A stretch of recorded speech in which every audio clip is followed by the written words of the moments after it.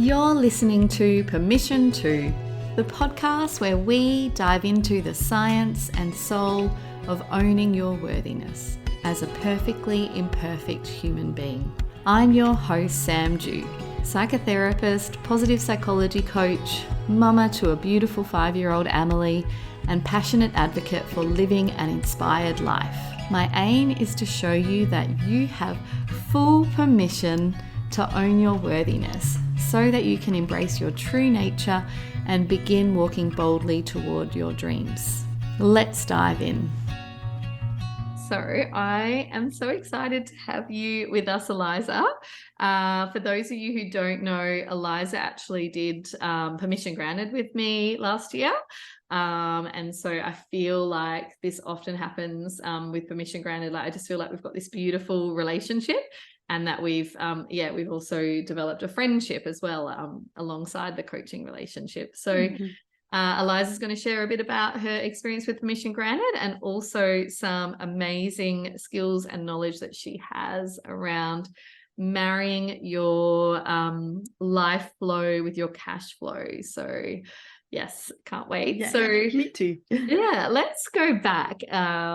I love this concept of like, if you can think back to Eliza from a year ago before she started Permission Granted, or like this time last year, you were just starting. Can you share more about where you were at and where your business was at and what led you to sign up? Yeah, so actually so interestingly timed. So this time last year, I think I had already signed up to it. And we had just arrived in Perth. So we moved to Perth on the day that the borders opened. Yes. And I was so happy to be here, but I was pretty anxious in the sense that I'd lived in Sydney for 20 years, had a really close-knit neighborhood, which was community, which was school, which was kids being friends for the last 15 years, or no, wouldn't have been that long, but however long we'd lived in the area and had kids. So it was really hard. I am quite an introverted person, but I really need my crew. I'm not a lone wolf, as they say. I really like being around people who I have a really deep connection with. I'm not great with small talk and all of that sort of stuff. So I knew I wanted, rather than just going to networking events or whatever, I knew I wanted some consistency in terms of the people who were going to be there. I wanted the ability to form deep connections, and that's exactly what Permission Granted was. I think in terms of business, my business was going really well. I was growing really quickly. And in fact, what actually ended up happening is that my business grew faster than I was able to keep up with, because shortly after we arrived, a lot of things changed, not just the fact that we had moved, but a lot of family things had changed. I was required to not required, that sounds awful, but there was a lot of family things that I needed to be part of and support people in my family. And I didn't have the business set up to be able to allow me to do that. If I can I keep talking? Yes, keep going. Yeah. Okay, cool.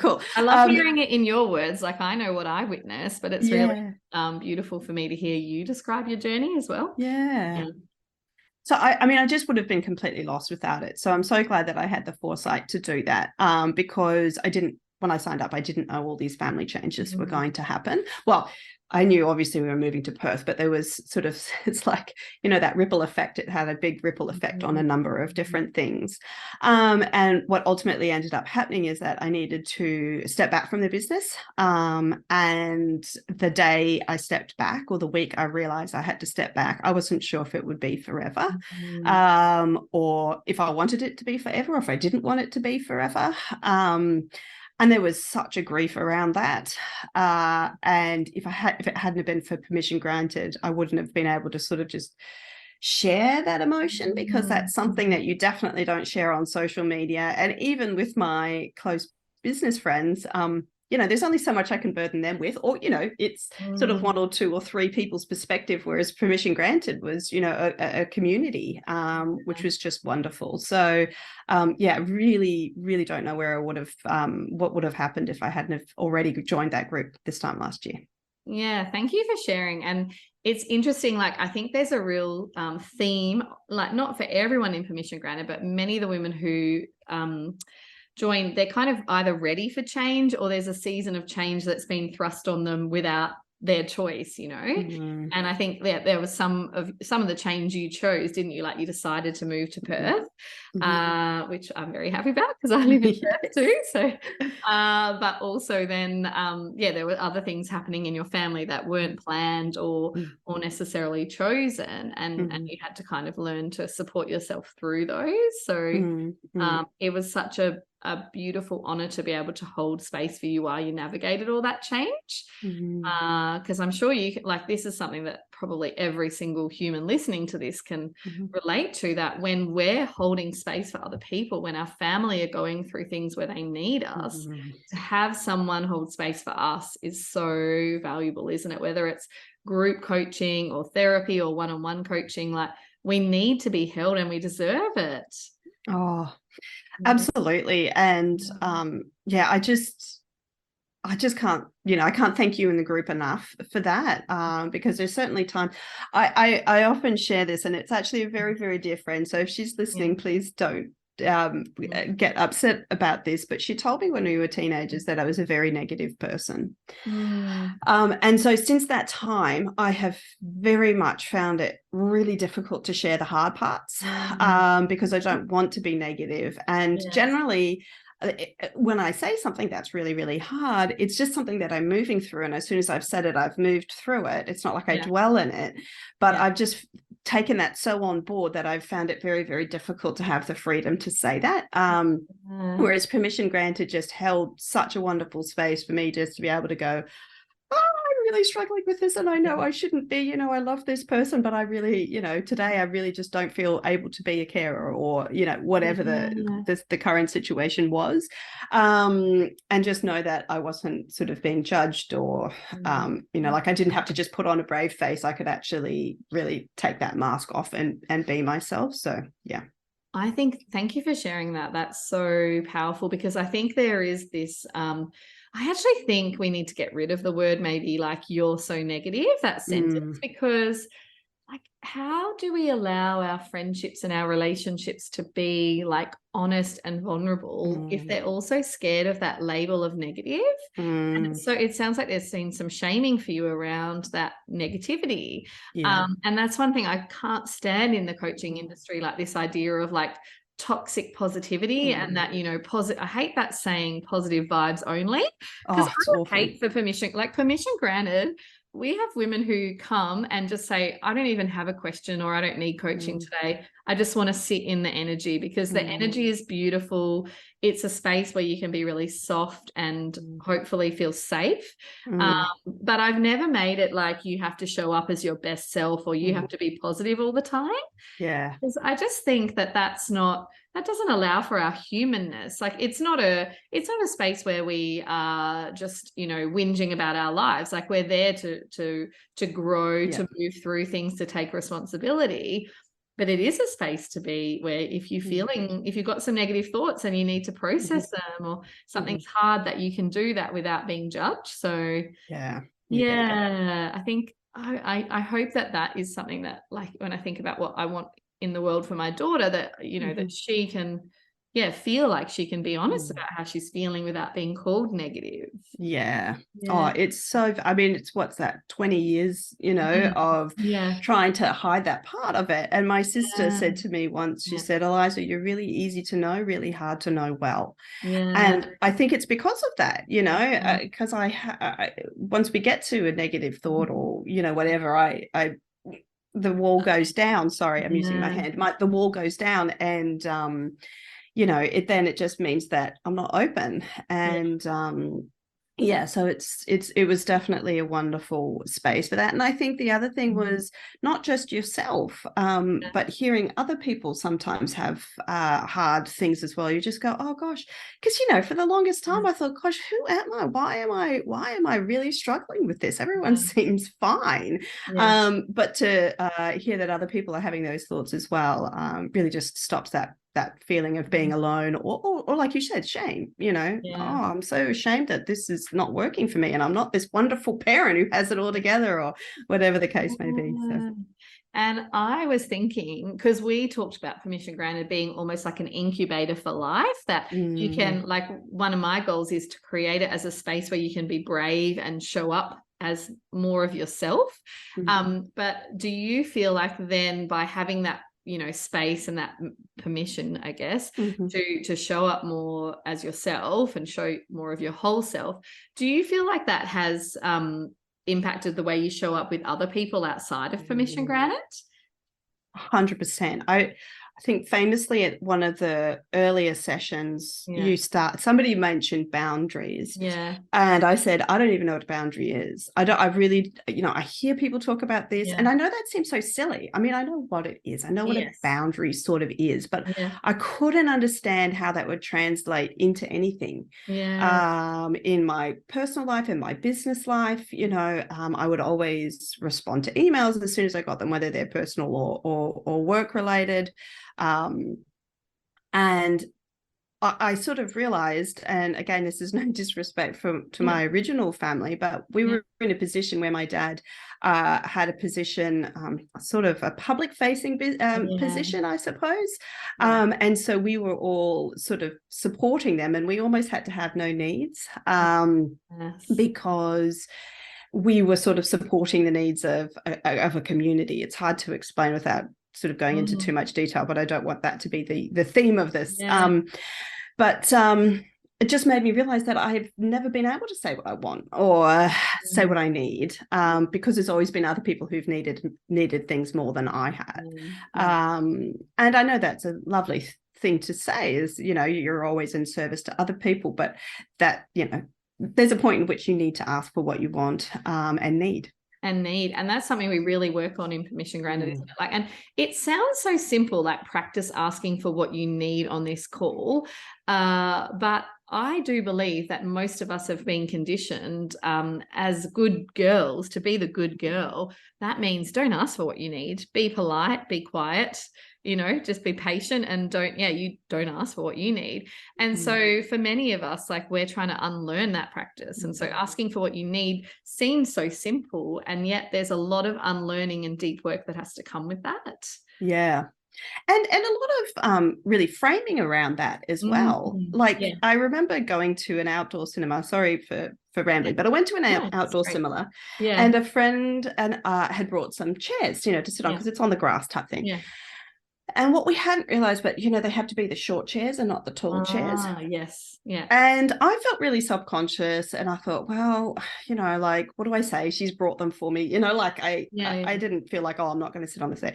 Anyway, a woman behind us, about 20 minutes in, tapped us on the shoulder and go, "You two are so rude. How dare you bring these chairs?" And, all she needed to say was, it would be better if you didn't have those chairs. But because we're so unused to actually saying what we think or need, we don't say it until we're furious and put everyone offside. If they had said that nicely right from the start, it would have been so much better. Well, you could have maybe moved to the back, like where, but that's so interesting. That's what we call, like, kind of, I find with communication styles, a lot of women do this. They, instead of speaking up, they become really passive. They just sit with it, and then they explode. And there's that aggression, like someone yelling at you and calling you names, instead of, imagine, if she just felt like, hey, can I just let you know that, like, I can't see and I'd like you to move.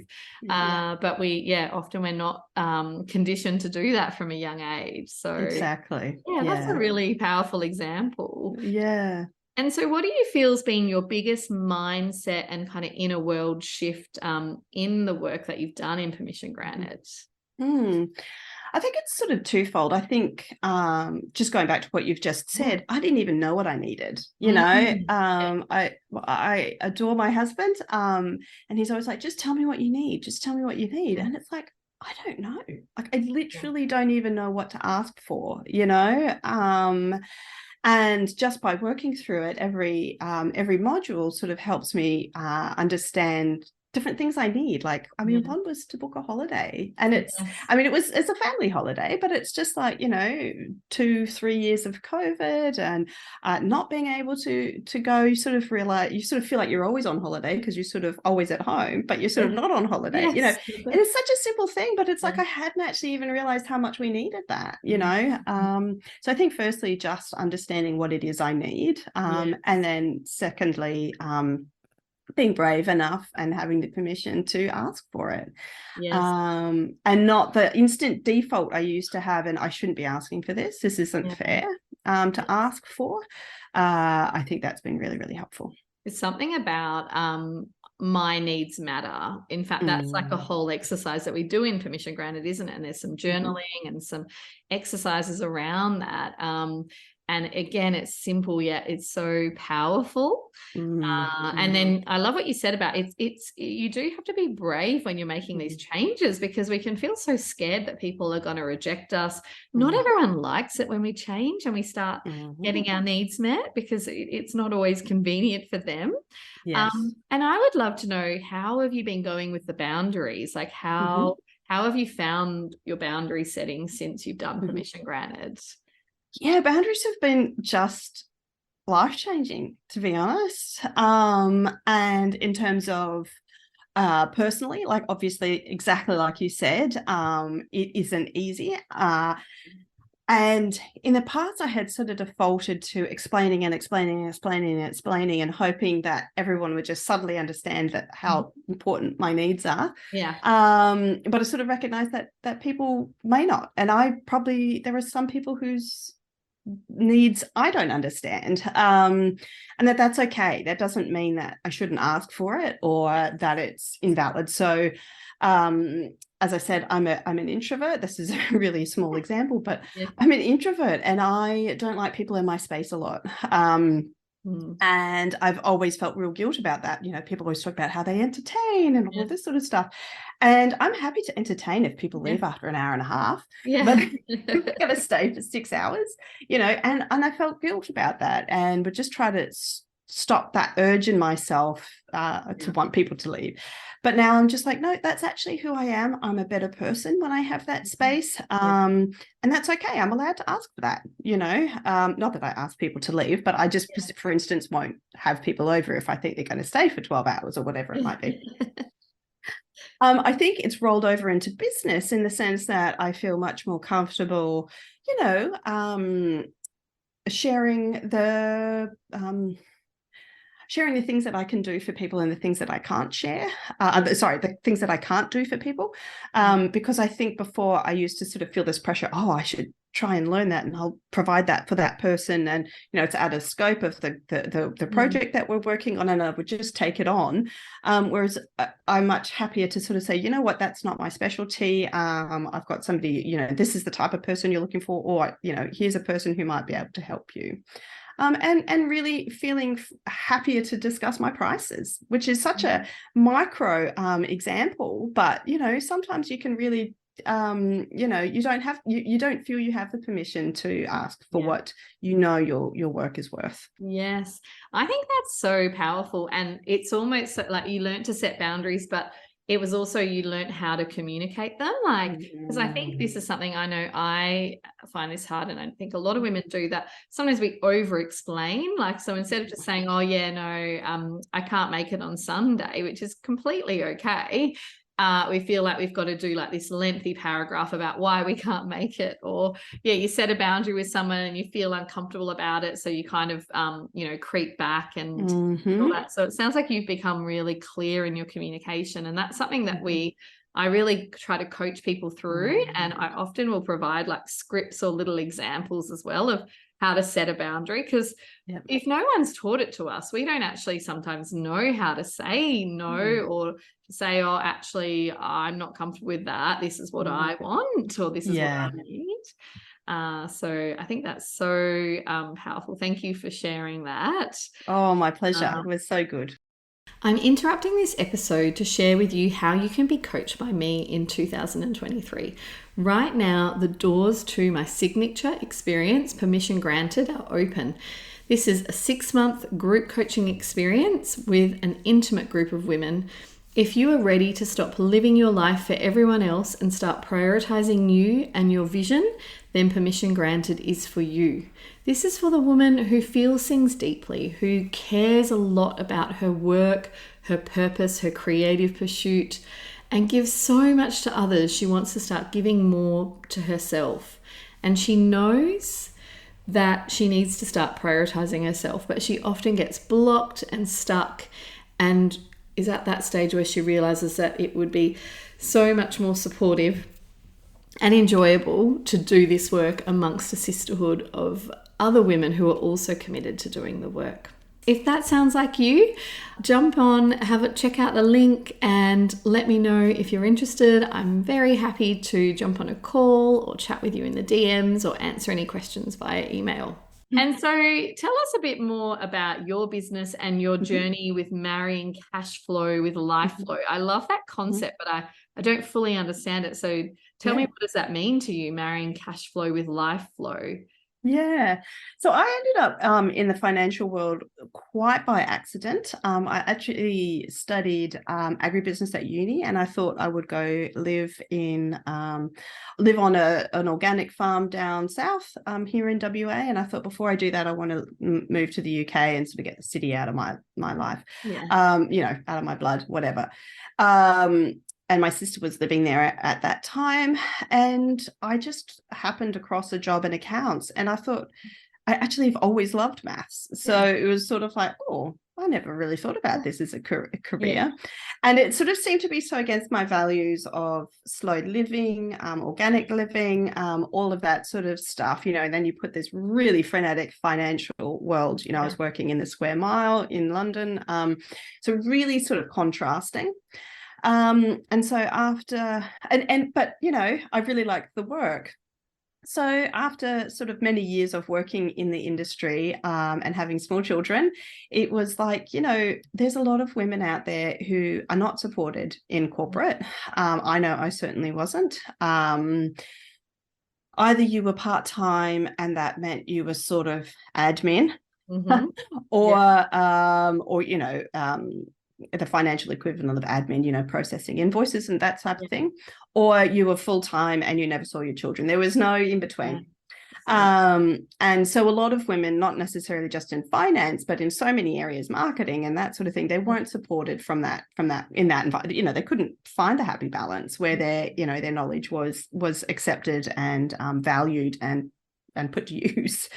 So a friend she was feeling the same, and not that we went into business together, but she was like, I think that there's really room for have all these businesses that provide the functions that a big corporate does, but for small businesses. And so it allowed me to both have cash flow from that, but also to be able to be there for my children, be there to support my husband, and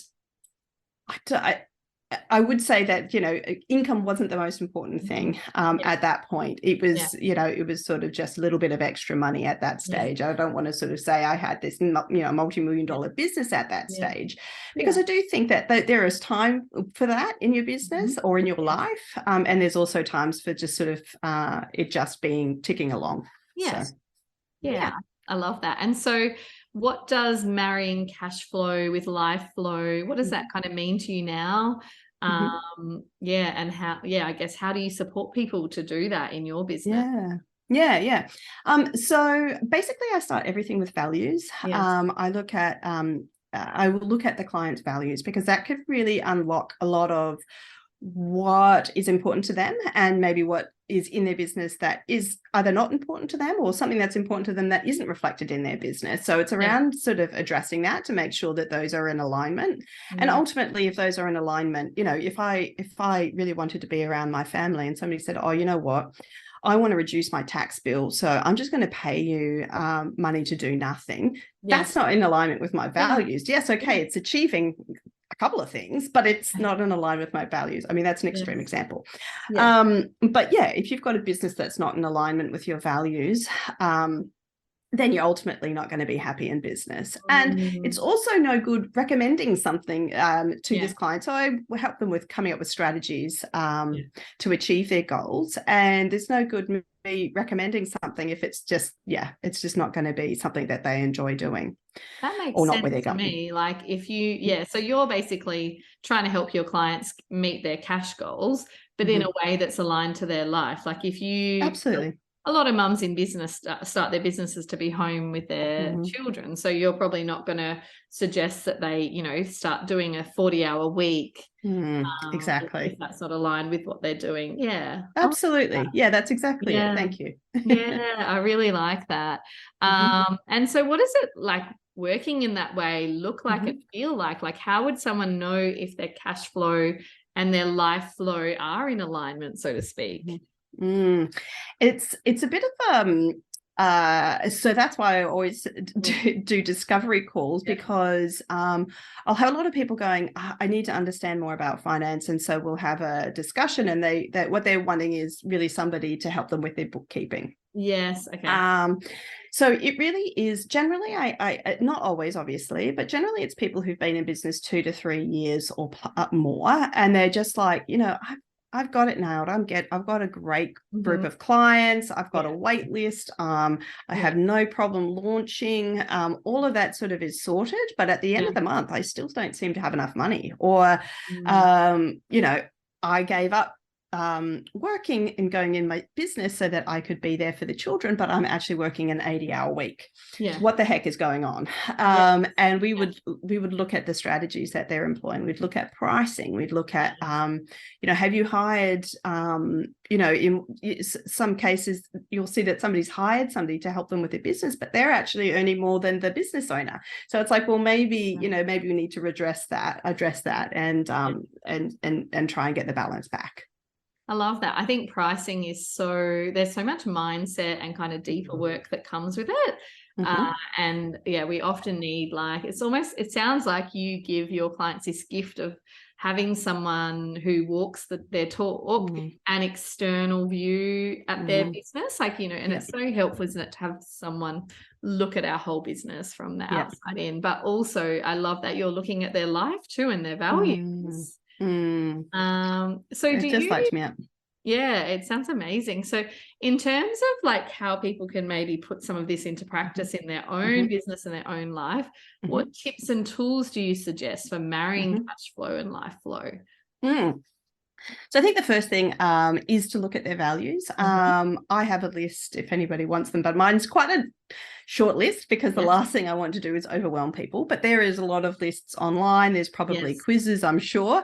And just check in with what those are. And then really have a look at your business and sort of understand, are there things that aren't being met? So I gave that example of, you know, family being a really important value, but if you're working 100 hours a week or 80 hours a week, whatever it might be, then that's out of alignment with your values. And what things then can you do to address that?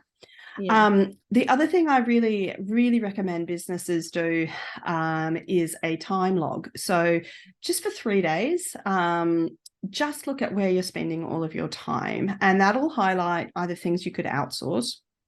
Time sucks. Or also understand, you know, how much time are you actually spending with your clients, or, you know, earning money versus sort of all the background stuff. And I think, you know, especially in product-based, well, both actually, we underestimate how much of our time a client takes, or, you know, sending one product takes. And that can really lead to pricing issues as well. So really do a time audit and a values audit, and then just see what comes up out of that.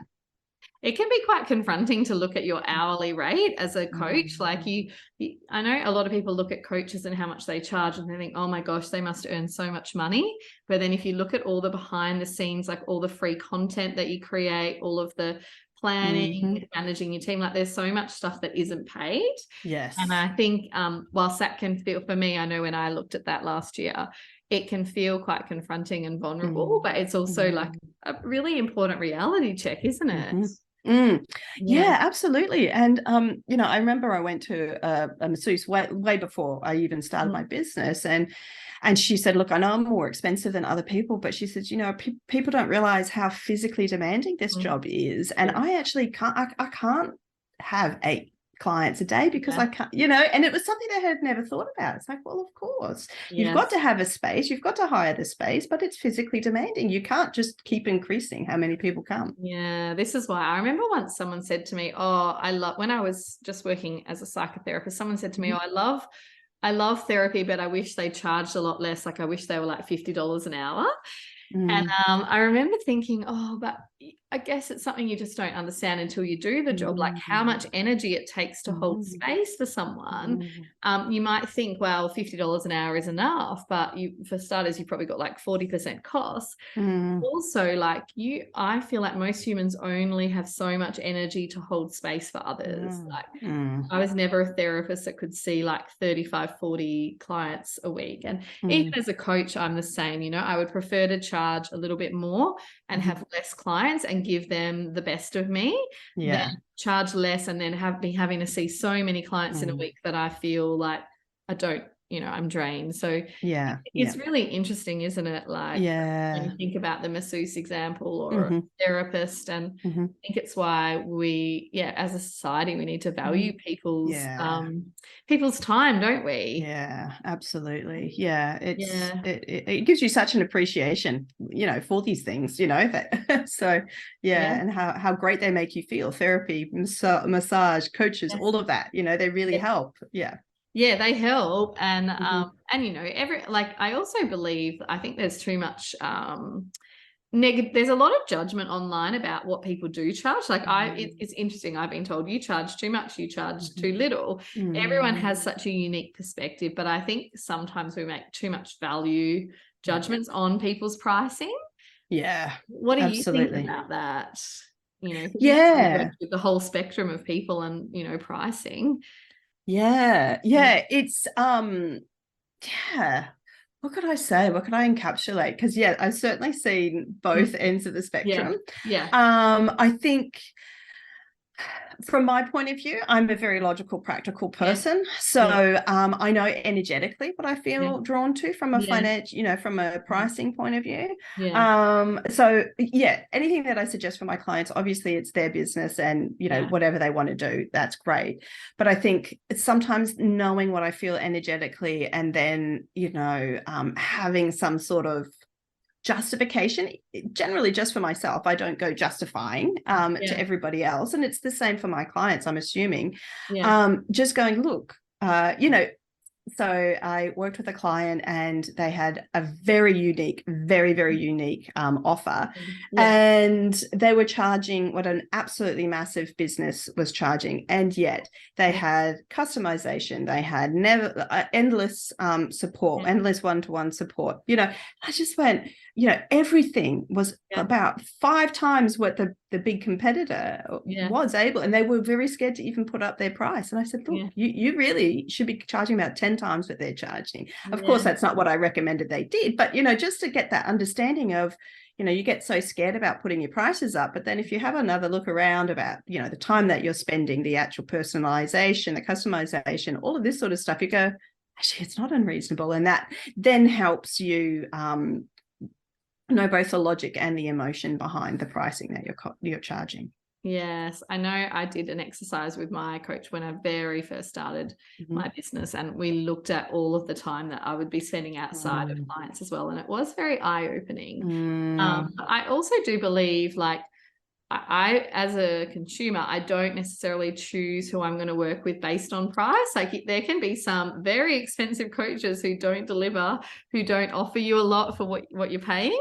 And then there are some coaches who just charge less, but who still deliver an amazing service. So I love this conversation because I feel like it's so nuanced. Yeah. No right or wrong way, but like, I think what you say about marrying your life and your business is so powerful, because if you're a mum in business and you want to earn a certain amount, but you've only got 10 hours a week to work in your business, if you're undercharging, then you know, you're never going to be able to live that balanced life you're desiring. So it is like important. It's also like, just to go back to values, because I do often go back to values, but you know, I've worked with a lot of people who don't want to charge more because they want to be accessible. But there are so many other ways you can do it. From just, you know, I remember listening to I remember somebody asking in one of the Facebook business groups, she sort of said, you know, I offer low cost gardening to pensioners. And that ended up being 90% of her business. I said, why don't you just say you've got opening for one pensioner a week? You know, and then you know, 90% of your business is full paying clients, but you've still got that time to give back, rather than, you know, so you can still be within alignment with your values without, you know, becoming a charity. And I agree. Like, I think there are lots of ways to be generous. Like, it's okay to earn good money, because I think especially women often so heart-centered and generous. When money is in the hands of women, it goes to good places. So I absolutely love that. I think there's no shame in earning good money, because you can do good things with it. And there's so many ways that you can provide, like free and, you know, like I do my podcast, and I provide lots of other ways to add value to my community if they can't afford to work with me. So but it's a very important conversation, isn't it? And it sounds like people are being like very gentle, mindful hands with you, I think, if they were going through this work. So how can people find out more about your work, and are there any opportunities coming up for them to work with you? Yes. So I've just recently redone all of my, not redone, that's not true, and not all of them, but I have sort of just tweaked the service offerings that I've got. Probably the best way is to just have a look at my website, which is theflowsociety.com.au. And there's a page there called services, and it outlines the different services I've got there. It can be a bit hard to navigate in terms of knowing what's best for you. And just in terms of being gentle, I do offer this discovery call. So I will never, ever suggest something, you know, like that's why I said before about having the discovery call. Sometimes I'll get on the call and realize actually they need a bookkeeper, or they need somebody who can help with their superannuation, or, you know, they might even need a marketing coach as opposed to what I can offer. So I do think that's really important. But probably my website is everything, but the place I mostly show up is Instagram. I was going to say, your Instagram's lovely, and you do lots of lives, and it's a great place to be. So people can hang out with you on Insta, and I think we might be doing an Insta live together at some point this week. Well, thank you so much, Eliza. We loved having you on this episode, and really appreciate you sharing your gifts and knowledge with this community. Oh, my absolute pleasure, Sam. It was so exciting today or this week, knowing that I was going to have this time to chat to you. Loved it. Like catching up with a friend. It did feel like that, didn't it?